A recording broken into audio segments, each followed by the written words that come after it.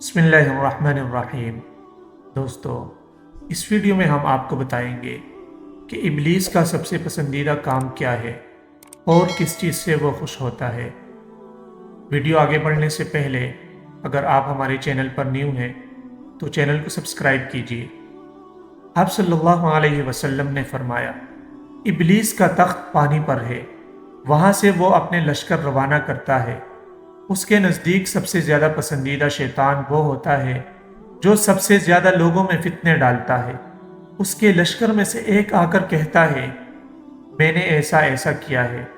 वो सरदार कहता है, तुमने कुछ भी नहीं किया।